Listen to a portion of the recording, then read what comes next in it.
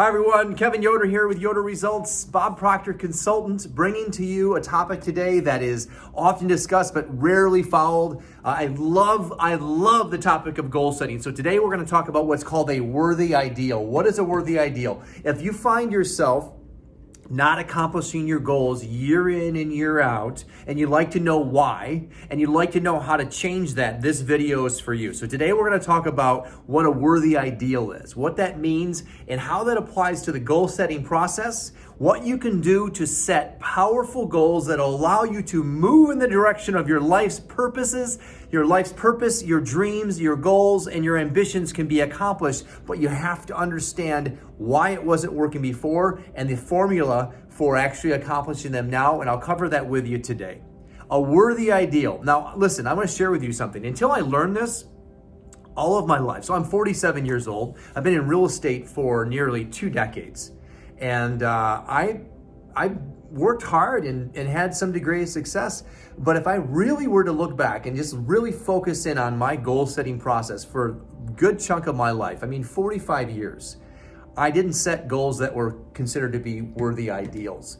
And I'll share with you what that looked like and how I applied this new goal setting process that I learned from Bob Proctor, and how it's working in my life and it's working in the lives of those that understand what true goal setting is all about. So let's break down the types of goals, and then we'll also talk about how to put this into play in your life today. Okay, so stick around to the end, because if you leave early, you're not going to get the secret, the thing that actually will propel you forward to getting your goals accomplished in 2020. You might say, Kevin, 2020's already thrown out the window. Is it? Or is it only for those that don't have big goals and reasons for moving forward? I've been talking about that for about 2 months now, ever since COVID-19 and quarantining, that those that are lacking big goals are going to be struggling right now. Because if we don't have something that we're focusing on, that we're moving towards, when you insert an event and you put us at home in quarantine and we can't even do our jobs, which really was a placeholder for so many people for what their purpose was, you remove that job, thereby removing the purpose, and then that leads to aimlessness. So this process is something that really, this is probably the biggest thing, the best thing that I learned when it comes to the program that I'm involved in. And it's actually lesson one of Thinking in Results, the program that I help clients with and coach them through this process that Bob Proctor taught me, is titled A Worthy Ideal. Let's talk about goals. So there's 3 types of goals. There's an A goal, a B goal, and a C goal. Now, it's not a seagull like the bird, a C goal. I never knew this before. This is something that was never, my level of awareness was way down here. And now it's raising, and I'm not where I want to be yet. I'm still growing. But now that we have awareness, there's 3 types of goals. A goal is a goal that you already know how to do. You already done it. You can do it again. So a lot of folks will end up here. I would say about 70% of the population is going to be right in this group this year. The New Year's resolutions, I'm going to set a goal. For example, weight loss. You lost 10 pounds last year. Let's go ahead and set that goal this year. You already know how to do it. You've likely already done it. Another example would be, I want to buy a new, insert the car. So you've already bought the Toyota Camry. We're going to buy a new car. That's my goal this year. Okay? So already know how to do it. B, you think you know how to do it. You're pretty sure if you move this widget around or move that thing around, you got it. You could actually plot it out on a piece of paper, put out your goal for the next year, and you got it. So that's a B goal. It's a stretch. It could be a stretch. So for a business owner, if you're listening to this, a B goal would look like, we did X amount, 5 million in gross revenue, top line revenue for 2019. 2020, let's bump that up 3%. I think that's logical. I think if we move this around, we double down on marketing, we put into place some different lead generation mechanisms, and we hire 5 salespeople, we can probably inch that up. Maybe we can go for 7%. That's a B goal. It's a little bit of a stretch, but you think you can do it. You're pretty sure. You can map it out and plot it out, and it's very logical. Let's move to C goal. A C goal is the worthy ideal. It's the worthy ideal. It's the only goal worthy of going towards. Now, by the way, you can do these things too, but when you set a C goal, all those other things will happen anyway. Let's go back to A first before I explain to you what a C goal is. A goal is a goal that you already know how to do. And so because of that, it doesn't excite you, and it's not enough to get you out of bed in the morning, It doesn't do anything for you. It doesn't cause growth. You stagnate. You're just going to stay level where you are today. In fact, you might even move backwards. Because if the world's moving forward, look, we're either growing or we're dying. There's a great law, and it says that you're either growing or dying, or we are going to disintegrate if we're not moving forward. Okay, so an A goal doesn't do that. It's kind of like if you were to take the analogy of money and you were to hoard it or put it in a can and bury it in the backyard. Well, that cash is actually going to be worth less money in a year than had you put it into a simple savings account earning, 1% interest. Now, the same concept would apply. By the way, that's not a good money strategy, but you get the analogy here. The 1% interest, it at least has some interest, but inflation is higher than both of those. So both of those scenarios leave you with less. So goal setting with A is you're actually moving backwards because the world is moving forward and you haven't done anything to advance yourself. You haven't set a goal that has caused growth. Let's move to B. You think you can do it. It's a little bit of a stretch. So it would require a B goal. By the way, this was me. I was a B goal guy, okay? It would require a little bit of grit. It would require some logical thinking, plotting and mapping things out, and some strategy. So you would need to think about it and sit down and actually just think this thing through. If I do this and this and this, and then it would require, like you could even say harder work. Like you'd have to be intentional, sometimes not very intentional, but a little bit of intentionality behind accomplishing a B goal. Not much growth there. Not much growth in a B goal. It didn't cause growth. It didn't pull something out of you that you didn't know existed or that you didn't know you had. Now let's get to a C goal. A C goal, there are 4 requirements for a C goal. Requirement number 1, you don't know how to do it. You don't know how to do it. You've never done it before. You have no idea. So because of that, it's a little bit scary. Like you find yourself saying, oh my God, like I don't know how to do that. Like I've never done it before. I have no idea. You have to be stepping into the unknown, okay? Then by virtue of that, it'll be really exciting. This is something that will get you out of bed in the morning. And then finally, it causes growth. Now, I left something out. And I wanted to leave that for the last part here. A C goal is established by asking a simple question. Simple yet very profound. The question is, what do I really want? What do I really want? There it is. There's the question. And the challenge with that is it's simple, but it's not easy. Because what do I really want? We're not used to asking, what do I really want? What we're used to asking is, I sure wish I could have that, but I don't know how to do it. Or what do I really want? Oh, I want this thing. And then as soon as you establish what that is, your paradigm, which is a multitude of thought habits that are lodged in your subconscious mind, comes and it rips it away from you. So before you even have a chance to use your imagination to come up with a goal, the paradigm rips it away from you because even your thoughts around a goal like that are wrapped in the paradigm. So the paradigm keeps you where you are. The paradigm keeps us boxed in to where we are. It doesn't want us to grow. It wants to keep us in A and B goals. It doesn't want us to advance out of where we are today. It doesn't want us to go into a place of being uncomfortable or scary. It wants to keep us alive. Our brains are wired for survival and procreation, not for growth and not for stepping into the unknown. A C goal is arrived upon by getting still. And this is something that I help coach my clients with each and every day. Getting still, asking Spirit for guidance. It's intuition. It comes to you. What is it that I really want? And many people have never asked that before. I never asked the question. What do I really want? What do I really want? That's the C goal. And the thing that happens though is when we ask a question like that, automatically the paradigm swoops in and tells us why we can't have it. Usually it comes in the form of 3 things: time, money, resources. I want this, but how am I going to get that? That's impossible. I don't have the time, I don't have the money, I don't have the resources. Bye-bye goal, bye-bye dream, bye-bye life. You see? Let me just go to the A and B. But a C goal, standing there, stepping into the unknown. What do I want? What do I really want? You see the difference there?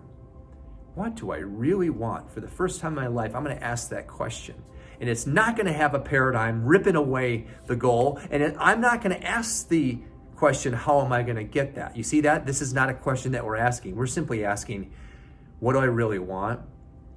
And then we're asking two follow-up questions is, am I able and am I willing? What do I want? And am I able and am I willing? We're not asking how. The reason why we're not asking how is because that's God's work. We're simply asking, what do I want? And there's 97% of the world never asked the question. I never asked the question. And so I found myself settling for A's and B's. And then, man, falling short on a B goal, you're thinking, maybe, well, why would you fall short on a B goal? And what's wrong with an A and B goal? This is not a matter of wrong and right. It's a matter of intentionality. It's a matter of recognizing that we have infinite potential locked up inside of us. And we're settling for things that are never going to allow us to express our potential, not allowing you to express who we really are meant to be, what we were brought here to do. You notice that down here I have growth in green. So the reason why I have that is because growth is the reason for setting the goal. Spirit is for expansion and fuller expression, meaning God wants us to pick up the guitar. God wants us to play beautiful music. God wants me to help people unlock their greatness. Spirit is for expansion and fuller expression. So the reason for setting that C goal is not so I could get the thing, that I could get it and covet it and say I have it, and this is wonderful, I have it. Yeah, that might be all right. The purpose of the goal is that you grow in the process. It's so big and so magnificent that in order to accomplish that, it requires massive growth, which means we need to step into a new version of ourselves. We need to tap into greatness locked inside of us that we didn't know we had. That's the point. And when we arrive there, we've grown. We're new versions of ourselves. And we have to look back at our former versions of ourselves, whether it's 6 months or a year ago with a telescope, because we've gone so far. And that's the beauty in that. And then we stand there at the top of that mountain, we look up and there's another mountain that's even higher. It's up there. And now what? Well, now we have the confidence that came from setting a goal that was outside of what we thought was possible. And now we know we can do it again. Because now we recognize that the potential locked within us is infinite. So let me share something with you on that too. When you set a goal, the crazy thing about this is that your goal is actually limited by your paradigm. Your goal is limited by your belief system, because if we believe that our potential is infinite, therefore, if you think about it, so let's as an exercise, what do I really want? Just ask the question and let the answer come. Let's just say it's income. I want to make X amount this year, whatever that is. Your answer that comes is limited by your belief system and nothing less. Because when you answer, it's based on all of your sifting and sorting and using logic to come up with the answer. But if our potential is infinite, then our goals can't be too big, because infinite is infinite. So this process is allowing Spirit to express through us. It has nothing to do with logic. It's not about being logical. In fact, it's about being highly illogical. When we ask what we want and we don't sit there and try to figure out the answer and how it's going to happen, that's illogical. Very, very good meaning people would have told us that's not how we do things. In fact, do you remember the SMART goal? Do you remember the SMART goal? One of the A in that is attainable, isn't it? It's attainable. You got to make sure it's got to be measurable. It's got to be specific. I'll go with that S though. It doesn't need to be specific, very specific as far as where you want to land. You have to give yourself a target, right? Give the subconscious a target to go for. There's something that occurs here, and it's that you're falling in love with an idea. That's what this is. You're falling in love with an idea. Love is resonance, and it occurs when two entities are on the same frequency. So when you lock into a goal that lights you up and you are just so excited for it and you have no idea how to do it, you immediately make a committed decision and you're in vibrational harmony with the goal. So you have to fall in love with the idea. That's what this is. It's falling in love with an idea. That's why it's called a worthy ideal. It's a worthy ideal. It's not something you know how to do or you think you know how to do. It's something you don't know how to do, but gosh darn it, You would give anything to have that, and you automatically get in vibrational harmony that once you make a committed decision, you ask the question, am I willing, am I able? And so many people aren't willing to take the leap. I talk to people every single week. I'll do that when. I'll do that when. You know what? I don't have enough time. I don't have enough money, and I don't have the resources. There it is. Over and over and over again, and stuck within the cycle of the paradigm that suggests that we've got to have it all figured out first. There's a wonderful book written by Bryce Pritchett, and it's titled U Squared. And inherent in that, U squared is an exponential growth process, an exponential leap from our current conditions to where we possibly can go, where we definitely can go.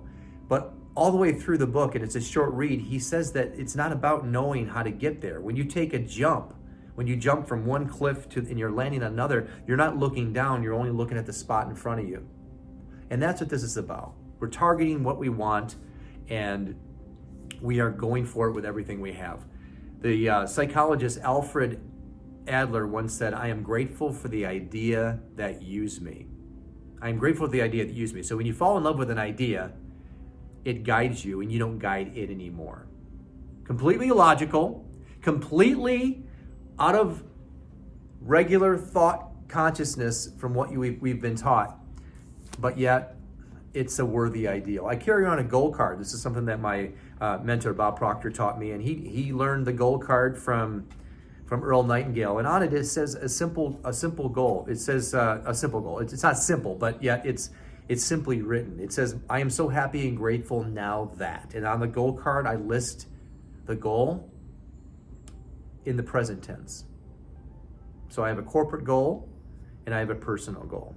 So there's two goals. And I carry them here, and on the back side it reads, this great dream, this surging dynamic thing, invisible to all the world except to the person who holds it, is responsible for every great advance of humankind. Now that was written by Earl Nightingale. That's the reason why it's on the back of the card, because Bob Proctor learned to carry the goal on a goal card. And then, so why do we carry it on a goal card? Well, because then it's a representation of our goals and dreams. We carry it around with us. I don't need to take it out and read it every day, although I do. But I know it's there, and it reminds me of what I'm going towards. So if I'm having a day that might be considered a little bit more challenging than another, I can reach down and know that that's there for me. I know what I'm going towards. So in the midst of COVID-19 and the world is crashing down around us and the news is piping out all the bad news and this and that. Yeah, but Kevin, isn't real estate considered non-essential? Well, yeah, it is. Doesn't that suck? Well, yeah, it's not ideal. It's not ideal. A worthy ideal. Stay true to the worthy ideal. You know, so many people are tired. They're tired. And they'll come up with reasons why they're tired, like work too hard or stress and all this stuff. What I've learned is that we're tired because we're holding back. Because to hold back on what Spirit is trying to express through us, our greatness.